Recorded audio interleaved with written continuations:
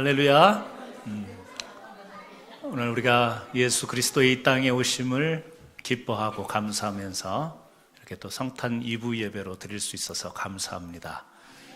또 우리 아이들이 또 예배 설교 마치고 나면 또 준비한 순서가 있어서 아마 전혀 설교는 안 들을 거예요. 지금 자기네들 지금 할 거 기다리고 있을 텐데 될 수 있으면 좀 말씀을 빨리 전하고, 어렸을 때 그 성탄절의 그 기쁨이라는 게 있잖아요. 그죠? 어른 되고 나니까 그 감격, 크리스마스의 그 기분들이 어렸을 때하고는 너무 달라지는 것 같아요. 어렸을 때 크리스마스 이브 행사가 제일 1년 중에서 기다려주고 큰 행사였는데, 시대가 갈수록 이제 별로인 것 같아요. 그래서 우리가 참된 성탄의 의미를 다시 한번 되새기면서 예배 가운데 정말 우리를 사랑하시는 하나님의 귀한 사랑을 느끼는 귀한 성탄 이브가 되기를 주의 이름으로 축원합니다. 중국 고사성어 가운데 상전벽해라는 말이 있습니다. 이 뽕나무 밭이 푸른 바다로 변했다, 이런 뜻을 가지고 있습니다. 뽕나무 밭이 푸른 바다로 바뀌었다라는 이야기입니다. 주로 세상이 놀랍게 변한 모습을 비유로 하는 이야기죠. 그런데 여기 한 가지 더 어떤 뜻을 가지고 있습니다. 그게 뭐냐면, 이렇게 세상이 놀랍게 변하지만 전혀 변하지 않는 사람을 향해서 이 상전벽해라는 말을 또 쓴다라는 거예요. 세상은 다 변하는데 참 변하지 않는 사람, 그 사람을 향해서 상전벽해라는 고사성어를 적용한다라는 거죠. 우리가 살아가는 이 시대, 참 변화의 시대라고 우리는 오래전부터 그렇게 명명하고 있습니다. 모든 것이 변해도 너무 빨리 변하고 있죠. 과거 인간이 겪었던 5,000년 동안에 겪은 변화를 지난 100년 동안에 다 겪었다고 그렇게 이야기합니다. 그리고 더 이어서 지난 100년 동안에 겪은 변화를 또 지난 10년 동안 다 겪었다, 이렇게 이야기하기도 합니다. 앞으로 이 변화는 더 빨라질 겁니다. 수없이 많은 변화들이 우리의 삶 속에서 오고 가고, 그래서 정말 정신없을 정도로 세상이 많이 바뀌고 있습니다. 어제 뉴스를 보니까 중국에서 이제 개발한 건데요, 콧노래를 부르면 그 아이패드 같은 거 있죠, 거기에 펜을 꽂아서 놔두면 콧노래를 부르거나 노래를 부르면 악보가 저절로 딱 그려지는, 이게 중국에서 지금 개발이 돼서 아직 상품화는 안 됐지만 그게 벌써 이제 됐다라는 거예요. 이미 무인 자동차, 운전하지 않고도 자동차가 이제 입력만 하면 어디든지 갈 수 있다라는 것은요, 곧 있으면 상용화가 될 그런 시점에 놓여 있습니다. 세상이 전에는 상상도 못했던 그런 일들이 우리에게 다가오고 있고 수없이 많이 큰 변화를 일으키고 있는 세대죠. 그런데 세월이 변해도 변하지 않는 것이 하나 있지 않는가, 그런 생각을 해봐요. 그게 뭘까요? 우리 사람도 변해요. 많이 변하죠? 유행도 변합니다. 옷 입는 스타일도 변하고, 모든 이 삶의 유행이라는 것이 다 달라지는데, 그런데 사람의 속, 다시 말해서 우리 사람들이 갖는 이 속성이라는 것은 이렇게 오랜 시간 동안 수많은 변화가 있었음에도 잘 변하지 않는 것, 그것이 바로 우리의 사람의 속이 아닌가. 그래서요, 로마서 1장 28절에 보면 바울이 지금으로부터 2000년 전에 이 말씀을 하는 거예요. 로마서 1장 28절에 사람들의 모습이 어떤가를 소개하고 있는데, 2000년이 지난 지금과 그때하고 어떻게 달라졌는지 한번 보세요. 제가 읽어드릴게요. 그들이 마음에 하나님 두기를 싫어하며 하나님께서 그들을 그 상실한 마음대로 내두사 합당하지 못한 일을 하게 하셨으니 곧 모든 불의, 추악, 탐욕, 악의가 가득한 자요, 시기, 살인, 분쟁, 사기, 악독이 가득한 자요, 수근수근하는 자요, 비방하는 자요, 하나님께서 미워하시는 자요, 능욕하는 자요, 교만한 자요, 자랑하는 자요, 악을 도모하는 자요, 부모를 거역하는 자요, 우매한 자요, 배악하는 자요, 무정한 자요, 무자비한 자라. 물론 우리가 다 해당되는 것은 아닙니다. 이 세상의 모든 사람들이 다 여기에 해당되는 것은 아니에요. 그럼에도 불구하고 우리가 이런 단어들이 들려질 때에 뜨끔하는 건 있죠. 왜? 2000년 전에 바울이 우리 사람들이 어떤 속성을 가지고 있는가를 이야기를 했는데, 오늘 또 역시 우리에게도요, 시기하는 마음이 있습니다. 미워하고 질투하고 분쟁하고 다투고. 여러분 그거 없으세요? 여러분 마음속에 그냥 하나님의 은혜로 평강하고 모든 것이 넘치는 사랑의 풍요로운 그런 마음만 가지고 있습니까? 아니죠. 이게 2000년, 아니 3000년, 5000년이 지나도 겉모습은 달라질지 모르지만 우리의 속사람은 달라지지 않는 모습을 우리는 성경을 통해서 잘 알 수 있습니다. 인류의 역사 가운데 농업혁명이 있었기도 하고요, 이 산업혁명이 있었기도 하고, 지금 이 시대는 정보화혁명이라고 그렇게 이야기를 합니다. 그야말로 상전벽해의 변화를 이루었지만, 그러나 이 사람이라고 하는 속사람은 변한 것이 없다, 이렇게 말씀드려도 무리는 아닐 거라고 생각합니다. 왜 그렇죠? 사람이라는 존재는 스스로 속사람을 변화시킬 힘이 없기 때문에 그래요. 아니, 내가 마음 먹고 내가 생각하고 내가 품는 마음인데, 아니요, 사람의 마음이라고 하는 것은 내가 변화시킬 힘이 없다는 사실을 우리는 우리 스스로가 경험하면서 살아가고 있습니다. 아무리 환상의 사회를 이루고 화성에 왕래를 한다 할지라도 우리의 속사람을 변화시킬 수 있는 것, 이것은요, 우리가 할 수 없는 일이라는 거예요. 그런데 사람의 속사람이 변한 일들이 일어나기 시작하죠. 언제예요? 예수님께서 이 땅에 오신 때부터 사람은요, 변하기 시작합니다. 속사람은 변화될 수 있습니다. 우리가 고린도후서 5장 17절에서 이런 말씀을 볼 수 있습니다. 그런즉 누구든지 그리스도 안에 있으면 새로운 피조물이라. 새로운 피조물이라. 이전 것은 지나갔으니 보라 새 것이 되었도다. 우리가 새 것이 새로운 피조물이 된다는 것은요, 우리의 온 전인 인격을 이야기하는 거예요. 겉모습뿐만 아니라 우리의 속사람까지도 새롭게 되어질 수 있음. 이게 누구를 통해서 가능하다는 거죠? 예수님을 통해서. 그럽니다. 예수 그리스도를 영접한 자들, 예수 그리스도의 그 사랑과 은혜를 입은 자들은 어때요? 속사람도 새롭게 변화될 수 있다. 이것이 성경이 우리들에게 증거하고 있는 겁니다. 그래서요, 예수님이 이 땅에 오신 것, 이것은 우리 사람을 변화시키는 아주 중대한 사건입니다. 물론 우리가 궁극적으로 예수님이 이 땅에 오신 것은요, 구원의 선포예요. 우리를 구원하시기 위해서 오셨지만, 좀 더 그 구원이라고 하는 사실에 좀 더 깊이 들어가 보면 거기에는요, 우리 인간들을 변화시키기 위해서 오신 주님이심을 우리가 부인할 수가 없습니다. 예수님이 오심으로 인해서 변화가 됐어요. 이 세상도 우리가 그러죠? BC와 AD, 우리 서기 1900, 2000년 뭐 이렇게 구별하는 이 연도 구분도요. Before Christ와 우리가 잘 아는 것처럼 AD 그렇게 이야기합니다. Anno Domini. 그래서 예수 그리스도의 전과 후로 나눠서 지금의 역사도 믿는 사람이나 안 믿는 사람이라 이 달력을 쓰고 있잖아요. 변화가, 예수 그리스도가 오심으로 세상은요, 변화가 되기 시작해요. 그러나 수많은 변화를 이야기하려고 하는 것이 아니라 바로 우리를 위해서 오신, 우리를 변화시키기 위해서 어떤 것을 가지고 오셨기에 우리가 이렇게 변화될 수 있을까? 구원받을 수 있을까? 우리가 새로운 피조물로 살아갈 수 있을까? 저는요, 그것을 오늘 예수 그리스도께서 우리에게 가져오신 선물이라고 그렇게 생각합니다. 첫 번째는 바로 하나님은 우리에게 위로의 선물을 가져다 주신 분이라는 거예요. 오늘 본문을 보십시오. 61장, 이사야 61장에 보게 되면 네 부류의 사람이 나옵니다. 첫째는요, 가난한 사람, 두 번째는 마음이 상한 사람, 세 번째는 포로된 사람, 네 번째는 갇힌 사람. 가난한 사람이나 마음이 상한 사람이나 포로된 사람, 갇힌 사람, 뭐죠?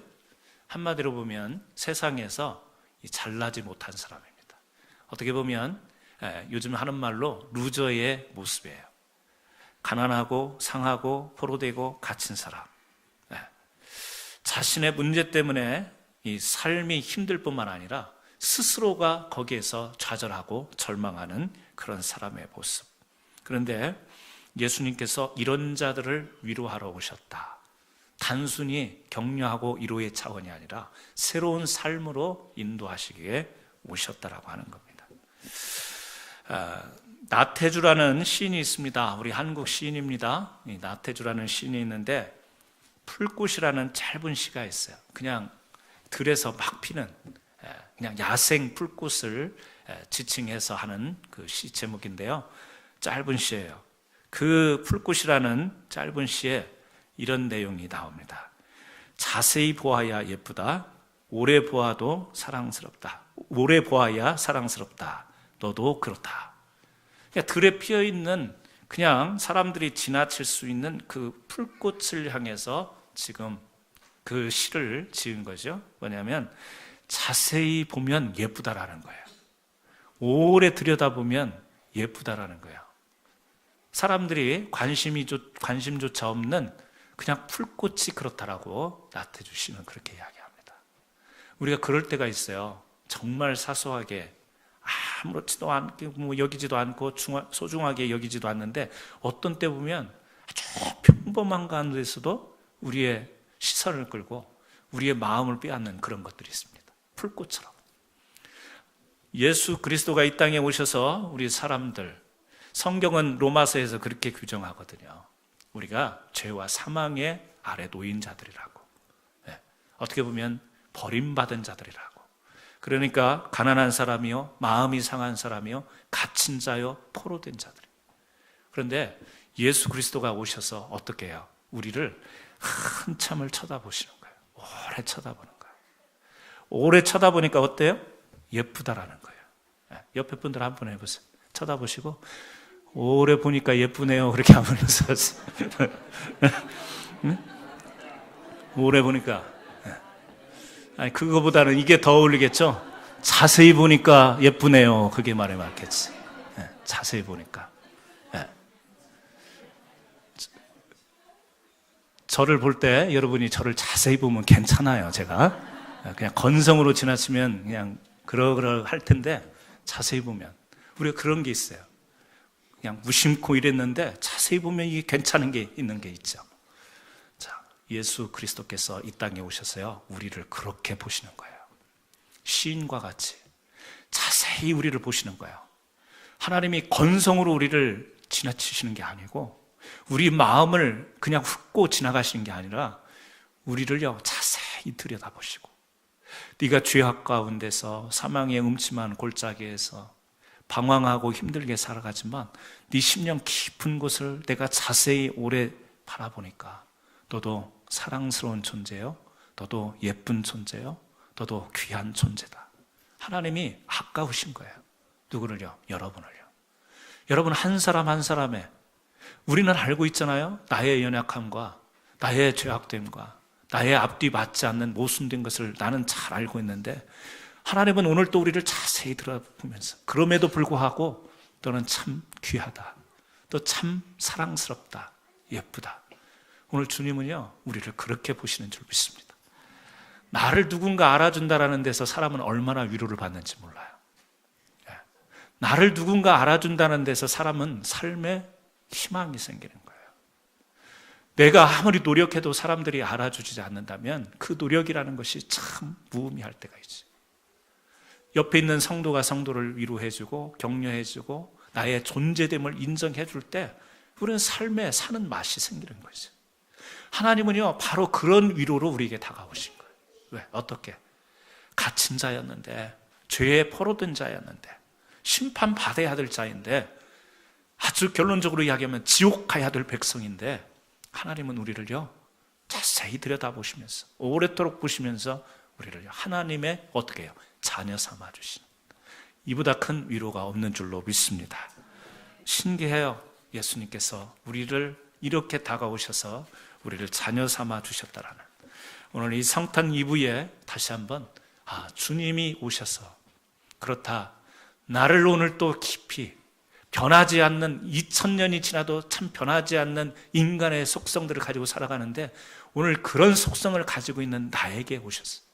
깊이 들여다보시면서도 그럼에도 나를 자녀 삼아주시고 백성 삼아주시는 하나님께 감사하는 마음이 넘치기를 주의 이름으로 축원합니다. 두 번째는요, 예수님이 우리에게 주시는 선물이 있습니다. 그건 뭐냐면 능력입니다.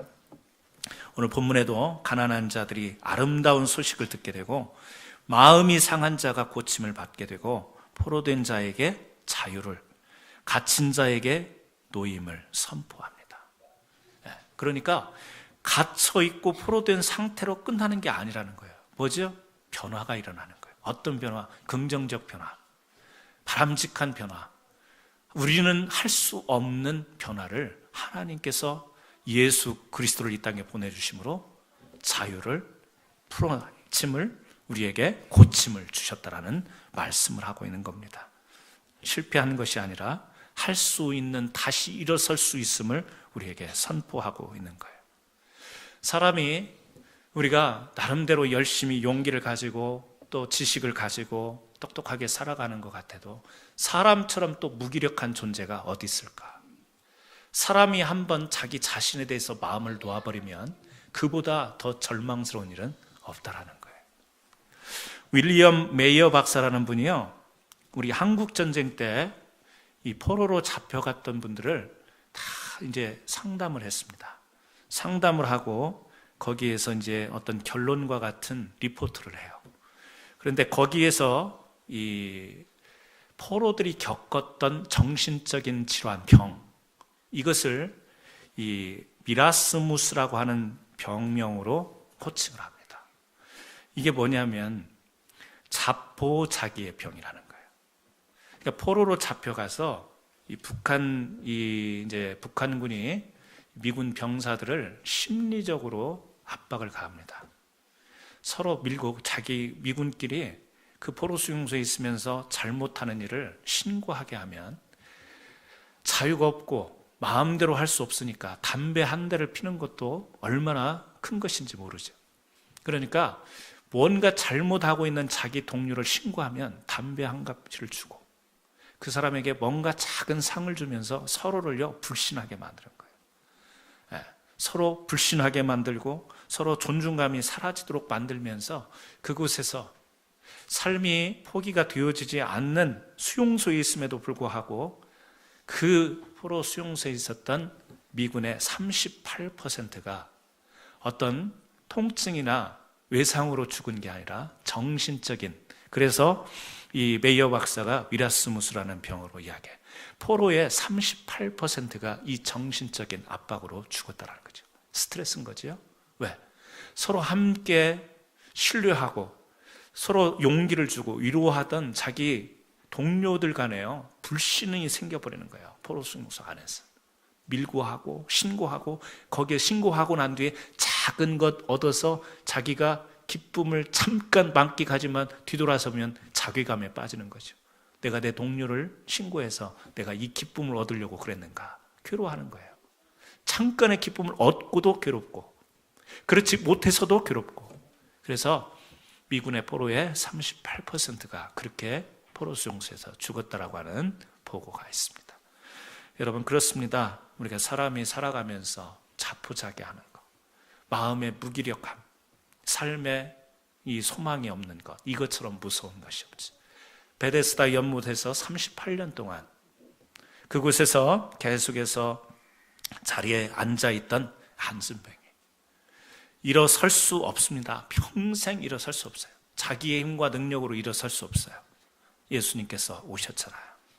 예수님께서 오셔서 일어나 내 자리를 들고 일어나라고 말씀하시고 그를 일으켜 세우시는 장면을 우리는 신약 성경에서 잘 기억하고 있습니다. 단적인 한 신약 성경의 말씀이지만 이것은요, 베데스다 연못가에서 38년 동안 주저앉아있던 인생은 바로 우리의 인생을 이야기하는 거예요. 우리도 오늘 겉으로는 멀쩡한 것 같습니다. 그렇지만 조그만한 거 하나만 우리 삶 가운데 어떤 어려운 일이 생겨도 얼마나 무기력해지는지 몰라요. 얼마나 우울해지는지 모릅니다. 현대 이렇게 발전하고 좋은 세상이라고 하지만 미국의 수많은 사람들이 우울증 때문에 시달립니다. 약을 의존하지 않고서는 제대로 살아갈 수가 없어요. 이런 세상을 살아가고 있습니다. 예수님께서 이 땅에 오셔서 우리의 인생들에게 주시는 선물은 뭐냐면 예수님 그분이 우리로 하여금 능력이 되어 주시는 거예요. 우리는 우리 스스로 능력이 있는 게 아닙니다. 우리의 정신, 우리의 마음마저도 제대로 이렇게 살 수 없는 삶을 살아가고 있어요. 그런데 예수 이름 앞에 우리의 삶을 의탁하고 믿음으로 우리가 나가게 될 때 어때요? 믿는 자에게 능력을 허락하시는, 믿는 자에게 능력으로 임하시는 거예요. 그래서 오늘 또 우리가 힘을 내고 실패하고 좌절하고 무기력하고 어려움이 있지만 우울한 일들이 수도 없이 많이 있지만 오늘 또 우리가 믿음의 능력으로 일어나서 극복하고 하나님을 찬송하고 우리의 주신 사명을 감당하게 되는 줄 믿습니다. 오늘 성탄 2부 예배를 드리는 여러분들은 그리스도의 큰 능력이 이 속사람에게도 나타나고 겉으로도 드러나는, 그래서 그냥 말로만이 아니라 삶으로 예수 그리스도의 능력을 증거하면서 살아가시기를 주의 이름으로 축원합니다. 마지막으로 세 번째, 예수 그리스도가 이 땅에 오심으로 우리 스스로의 가치를 발견할 수 있는 은혜와 선물을 주신 거죠. 오늘 3절 말씀을 보게 되면 그런 말씀 있잖아요. 무릇 시온에서 슬퍼하는 자에게 화관을 주어 그 죄를 대신하며 희락의 기름으로 그 슬픔을 대신하며 찬송의 옷으로 그 근심을 대신하고 그들로 의의 나무 곧 여호와의 심으신 바 그 영광을 나타낼지라. 슬픔도 있고 괴로움도 있지만 우리를요 의의 나무로 삼는다, 이런 말씀을 하십니다. 다시 말하면 우리의 존재 가치, 우리 자신의 가치를 새롭게 인식하도록, 누가요? 예수 그리스도를 만난 자, 예수 그리스도를 믿는 자는요 자기 자신의 가치를 새롭게 발견하게 된다라는 사실입니다. 모세도 그렇고 베드로도 그랬습니다. 모세는 누구였죠? 도망자였어요. 광야 가운데 도망, 자기 민족을 핍박하는 애굽의 군사를 죽이고 도망해 왔어요. 근데 그 모세를 하나님이 부르셔요. 그랬더니 모세가 뭐라고 이야기하죠? 내가 누구간데, 내가 누군데 나를 부르십니까? 자신의 위치를 압니다. 자신의 처지를 알아요. 나는 사람을 죽이고 살인하고 도망 나온 도망자에 불과한데 하나님께서 내가 누군데 저를 부르십니까? 이거 알고 부르세요? 하나님 저에 대해서 알고 부르시는 겁니까? 지금 그런 이야기를 하세요. 하나님은요 아세요. 사람도 죽이고 지금 도망와 있는 모세를 아세요. 그렇지만 그를 불러서 이스라엘 백성의, 이스라엘 민족의 지도자로 세우십니다. 베드로는 고기를 밤새도록 잡으려고 노력했지만 한 마리도 잡지 못하죠. 잡지 못합니다. 그런 베드로에게 나타나서 예수님께서 다시 깊은 데로 가서 그물을 내리라고 이야기를 합니다. 베드로가 그런 이야기를 해요. 나를 떠나소서. 주님의 말씀을 듣고 나서 고기를 많이 잡아온 뒤에 기쁘고 충만한 그 기쁨으로 주님 앞에 감사하면서 말해야 될 텐데 그 고기를 많이 잡고 난 뒤에 주님 앞에 하는 이야기가 뭐예요? 주여 나를 떠나소서. 주님의 능력으로 고기는 잡았지만 나의 가치를 아는 거예요. 자신이 어떤 처지를 아는 거예요. 주님이 그렇게 명령하지 않았을 때는 나는 고기를 한 마리도 잡지 못했다. 어떤 때는 고기 잡는 날도 있었지만 내 마음대로 살 수 없는 연약한 존재. 주님 나를 떠나소서. 나는 죄인이소이다. 자기 자신이 어떤가를 알아요. 오늘 우리도 우리 자신을 압니다. 여러분 모세와 같이 베드로와 같이 그런 고백은 아니어도 내가 어떤 사람이라는 것을 잘 알아요. 여러분, 여러분이 어떤 자신이라는 것을 알 때 기쁘던가요? 아니면 조금 마음이 어두워져요? 복잡해져요? 어두워져요. 저는 제 자신이 누군가를, 제 자신을 막 해부에 들어가면 기쁨이라는 것을 발견할 수가 없어요. 내 자신에 대해서 자랑할 수 있는 거리가 하나도 없음을 솔직하게, 저 거짓말 못하는 거 알죠? 솔직하게 이야기할 때 저 자신을 저 스스로 깊이 해부에 들어가면 부끄러움밖에 없는 거예요. 모세도 그랬을 것이고 저는 베드로도 그랬을 것이다. 그런 마음이 있었기 때문에 주님 앞에 그런 이야기를 했을 텐데 우리가 그래요. 살아온 날이 그렇고 지금 생각하는 것이 그렇고 내가 품는 속사람의 마음이 그래요. 그래서 주님 앞에 우리는 당당하게 설 수가 없어요. 그런데 그럼에도 불구하고 오늘 예수 그리스도는요, 우리를 어떻게 해요? 시인처럼 자세히 우리를 들여다보시는 거예요. 그럼에도 불구하고 우리를 들어서 하나님의 사명자로 세우시겠다라는 거예요. 주의 일꾼으로 세우시겠다라는 거예요. 주의 백성으로 예배하는 자로 세우시겠다라는 거예요. 그래서 오늘 저와 여러분이요, 우리의 속사람은 감추어져 있어서 서로 속을 몰라요. 사람의 이제 스타일은 알지만 제가 이 앞에 앉아 있는 우리 성도님들의 속을 알 수가 없어요. 그 속을 제가 어떻게 알아요? 믿으려고 노력은 하는데 그 속은 모르겠다니까. 믿으려고 하지만 그 속은 모르겠어요. 주님은요, 아세요. 알면서도 모세에게 왔잖아요. 도망에 있는 모세에게 왔고 무능력한 베드로에게도 와서 자신을 새롭게 발견하도록 만들어요. 저는 우리가 그런 존재이지만 예수 그리스도가 이 땅에 오셔서 우리에게 다가오셔서 저는 여러분들을 새롭게 발견하시는 귀한 축복이 있기를 바랍니다. 겉으로 큰 소리 뻥뻥 치는 허황된 사람이 되라는 이야기가 아니에요. 진실한 고백으로 하나님이 우리를 새롭게 하셨을 때 하나님 앞에 쓰임받는 인생으로 살아갈 수 있다는 이 귀한 가치를 발견할 수 있는 그런 인생들이 되기를 이 성탄 이브에 축복합니다. 저는 여러분들이 귀한 분들이에요. 왜? 우리끼리 만나면 참 그렇고 그런 인생이 될 수 있지만 누구 때문에? 예수 그리스도께. 주께서 우리 안에 계시고 거하신다고 그랬어요. 주의 영이 우리 안에 임하신다고 그랬어요. 그렇기 때문에 우리는 새롭게 발견되는 귀한 가치 있는 인생들이에요.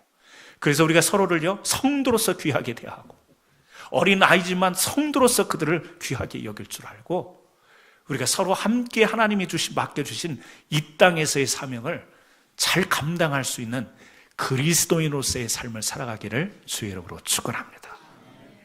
진짜 이게 메리 크리스마스. 진짜 이게 메리 크리스마스. 저와 여러분에게 귀한 선물 주신 주님 앞에 다시 한번 감사드리기를 원합니다. 기도하십니다. 하나님 아버지, 감사합니다. 우리를